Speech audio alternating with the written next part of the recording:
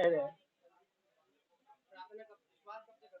हम हमें कम से कम दो साल हो गए हैं प्रभु में रहते हुए। के ऊपर हाथापाई करने वाले थे वो। मैंने उनको धक्का दिया, उन्होंने मेरी वाइफ पे भी हाथ छोड़ा।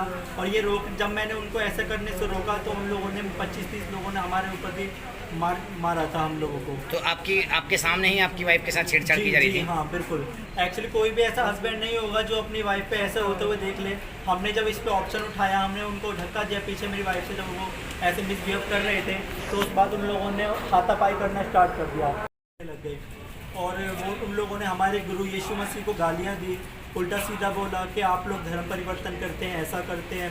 हम लोगों ने जब उनको समझाया कि हम अपनी मर्ज़ी से प्रभु में हैं, ऐसा कुछ हमारे ऊपर फोर्स भी नहीं किया गया, तो वो लोग हमें बाहर निकलने के लिए बोलने लगे, ऐसा है आप लोग सब यहाँ से निकल जाओ, अच्छा नहीं होगा वरना आप लोग यहाँ।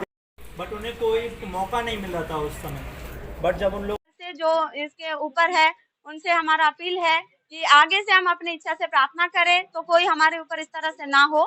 और मुझे और मेरे परिवार बच्चे इन सबको सेफ्टी के लिए मैं यहाँ पे आई हूँ।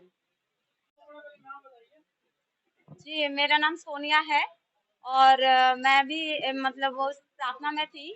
तो हम वोंसी में रहने वाले हैं और हम वहाँ पे प्रार्थना के लिए आए हुए थे। उस दिन हमें बुलाया गया था, हम आए थे उस जगह पे आशा बहन के घर पे। ये बात पहले भी हो चुकी है क्लियर।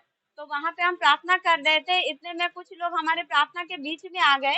एक तरफ शटर वाला डोर था, एक तरफ ऐसे ही थे। तो कम से कम 8-10 लोग आ गए हमारे बीच में और हम आंख बंद करे हुए थे, प्रार्थना कर रहे थे। उन्होंने चुपके से पहले हमारे वीडियो बनाया, फिर उसके बाद एकदम से सारे लोग आ गए, आके धमकी दिखाने लगे, हमें बोलने लगे कि आप लोग किस बात के लिए प्रार्थना कर रहे हो, कौन सी प्रार्थना हो रही है यहाँ पे। इस तरह से उन्होंने हमारे लिए रुकावट डाली, पूछताछ किया। तो हम प्रार्थना से उठे और हमने कहा हम यीशु की प्रार्थना कर रहे हैं।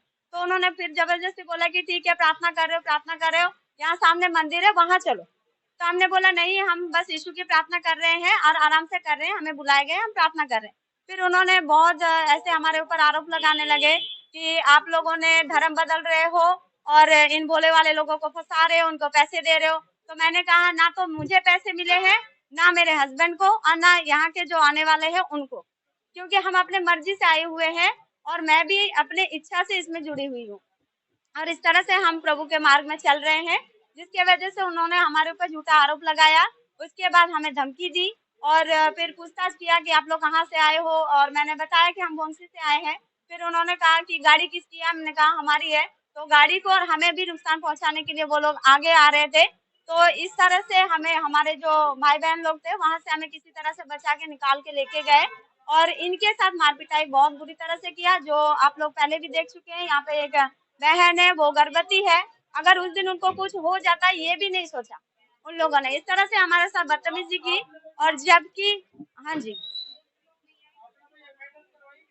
हाँ जी, हमने वहाँ पे पुलिस में गए थे, रात को ही हमने पुलिस को फोन किए और हमने कहा कि हमारे साथ इस तरह से मारपिटाई हुई है। और इस तरह से फिर बाद में उन्होंने हमारे ऊपर, मेरे साथ ऐसे कुछ नहीं, बस मेरे से बस वो लोग पूछ रहे थे कि धमकी दे रहे थे कि क्यों आए हो यहाँ पे और क्यों इनको धर्म परिवर्तन करने के लिए बहका रहे हो, बुला रहे हो, इनको इनको पैसे दिए हो। इस तरह से हमारे ऊपर, मेरे ऊपर वो लोग आरोप लगा रहे थे। जी, हमारे जान को भी खतरा है, क्योंकि उन्होंने धमकी दिखाया था कि आइंदा से इधर नहीं दिखना चाहिए आप लोग, और जहाँ से आए हो वहीं रहना। और अपने भाषा में बोल रहे थे कि यहाँ पे आके दिखियो मत दोबारा।